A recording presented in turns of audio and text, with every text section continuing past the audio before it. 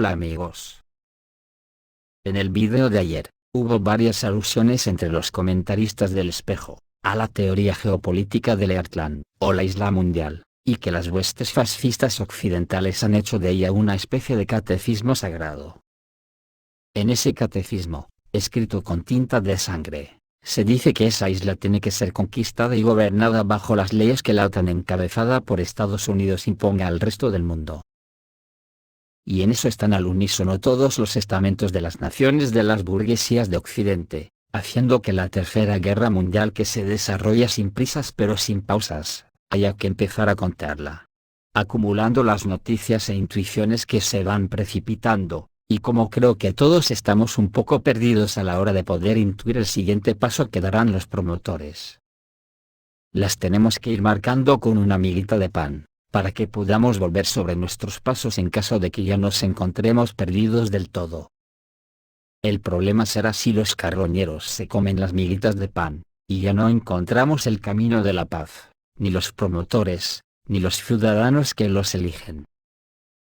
Algo que desgraciadamente parece que está ocurriendo, porque todo indica que todos los estamentos caminan en la dirección de la guerra, sobre todo en Estados Unidos, donde Falsimedia y los think tanks empujan a los cafres de la guerra hacia la hecatombe.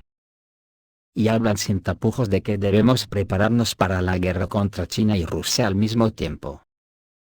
Es posible que la pandemia les haya dejado un poco tocados del ala, pero no desistirán. Es más, el desastre de gestión que están teniendo Estados Unidos y la OTAN en general con el coronavirus, los hace aún más peligrosos porque querrán culpar a China y Rusia de todos sus males.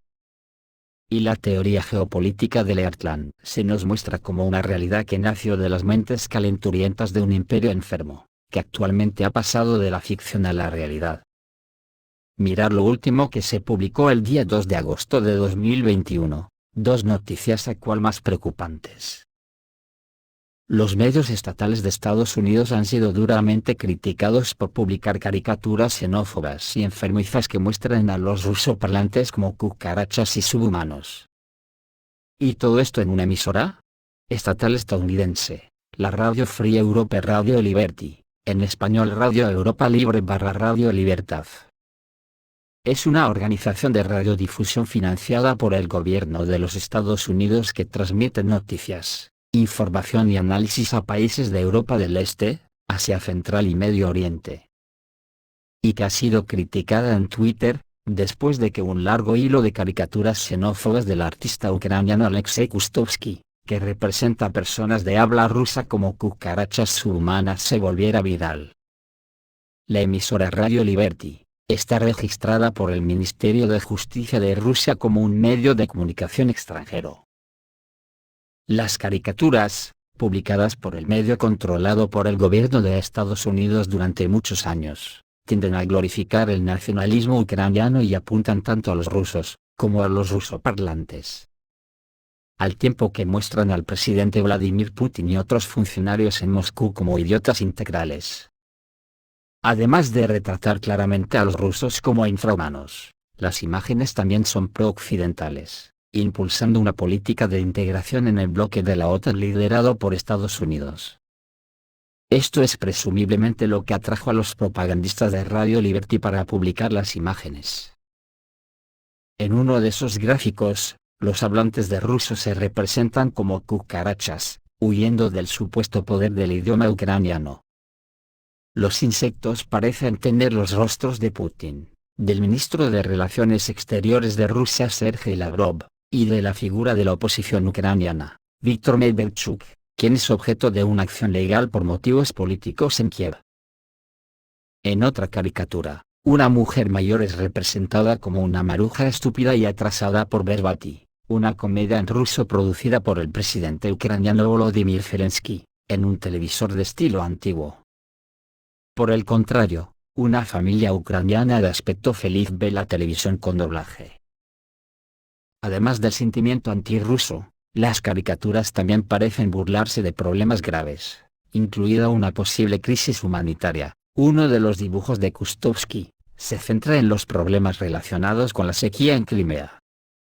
La región ha tenido problemas con el agua desde 2014, cuando el gobierno de Ucrania construyó una presa improvisada en el canal del norte de Crimea, que anteriormente proporcionaba el 85% del suministro de agua de la región, que se alimentaba del río Dnieper, el cuarto río más largo de Europa. El trabajo de Kustovsky se ha presentado en Radio Liberty desde al menos 2014, y en ese tiempo, ha producido cientos de piezas antirrusas y pro-ucranianas.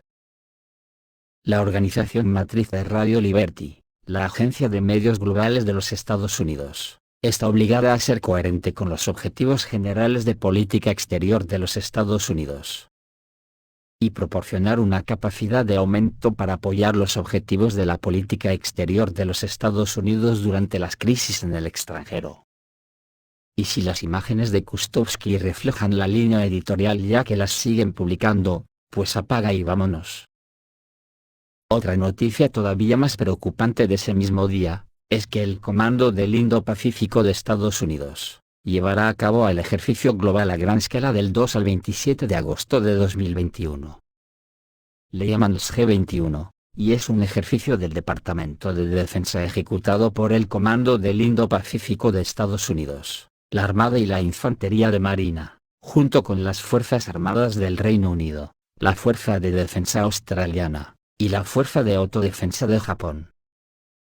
En el comunicado dice que Estados Unidos está comprometido a trabajar con nuestra inigualable red de alianzas y asociaciones en este complejo entorno operativo para garantizar la estabilidad regional, fortalecer el orden basado en reglas internas, asegurar las líneas de comunicación y mantener un Indo-Pacífico libre y abierto que beneficie a todas las naciones.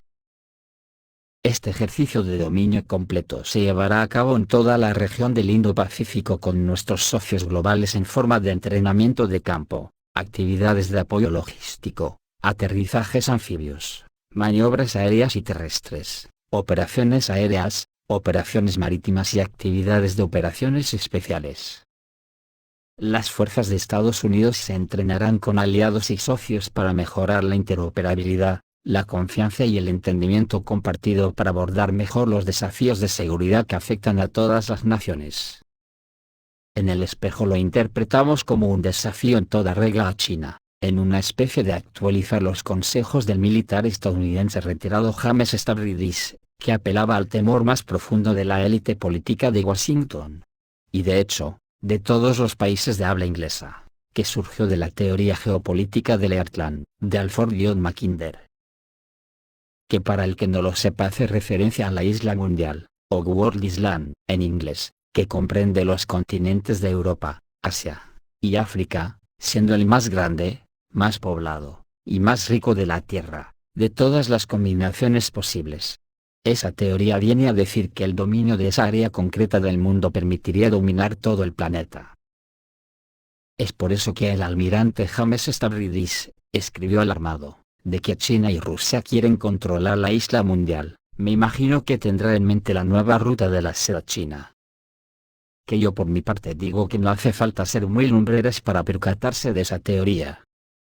Solo que desde mi punto de vista no hay que llevarlo al plano de dominar el mundo, sino de hacer que el mundo sea mejor para todos.